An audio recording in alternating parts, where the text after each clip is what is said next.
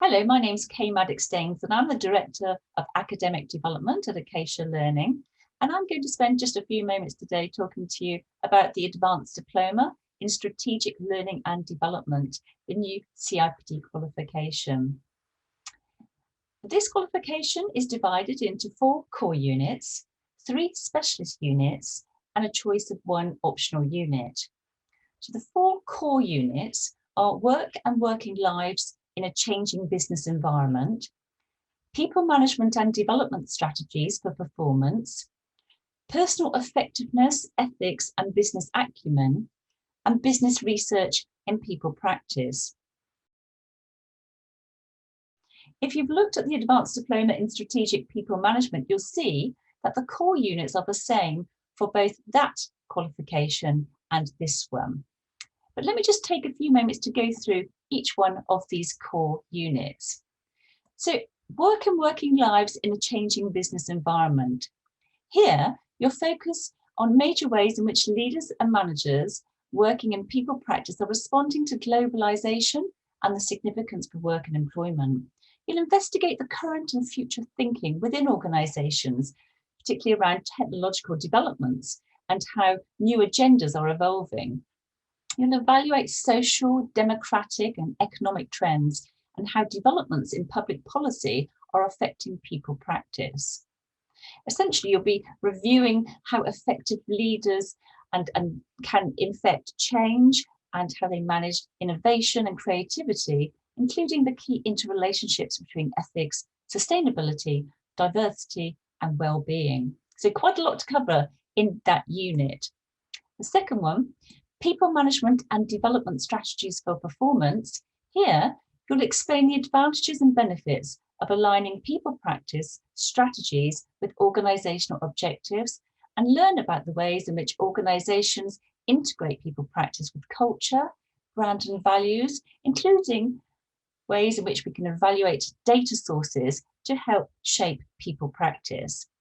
And you'll develop an understanding of contemporary people practice through the evaluation in the fields of resourcing and performance management. In personal effectiveness, ethics and business acumen, you'll critically assess the different ethical standpoints in people practice and how ethical behaviour can be maintained through standards, and you'll consider business improvements in relation to working lives, evaluating the promotion of well-being, fairness, and the contribution of personal integrity within organisations, as well as evaluating the benefits and the cost of collaborative methods, both internally and externally, across a variety of business boundaries. And then in business research in people practice, you'll be looking at developing a business research project, including the examination of themes that would add value to the organisation and critically evaluating key publications in terms of reference that you'll be reviewing and considering questions that will support the project focus and the development of outcomes. You'll be exploring the use of primary and secondary data and conducting a cost and benefit analysis to support that. So that's just a little bit of an overview of those core units. The specialist units, as I say, include organisational design and development, leadership and management development in context, and designing learning to improve performance. So again, let's just take a moment to have a look at what each one of these looks like. So organisational design and development. Here, you'll critically evaluate theory and concepts in relation to organisational design and development in order to understand the general principles and key issues that underpin them. You'll examine the meaning and values of organisational design and development and review the relationship and the complexity of organisational design, looking at how you can review organisational forms and discuss the contextual relevance of them. In leadership and management development in context, you'll cover the differences between leadership and management in different contexts, evaluating the roles of leaders and managers and their typical knowledge, skills and behaviours.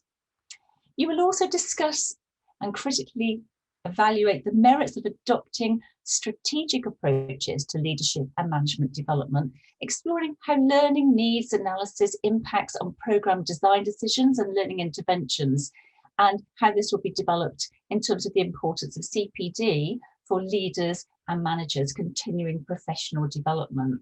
And then there will be an exploration of the metrics and evaluation models in support of those decisions.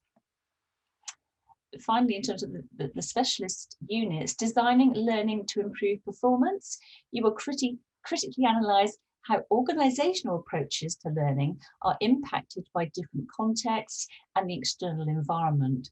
And you'll discuss ways in which robust learning strategies and policies are developed, and you undertake a critical analysis of organisational approaches to learning in external and internal contexts.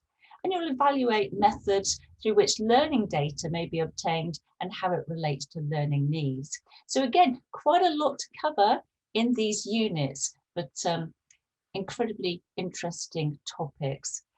Then those are the specialist units, and then you will choose one optional unit, and full details of those options are available on the Acacia Learning website. So please do take a look.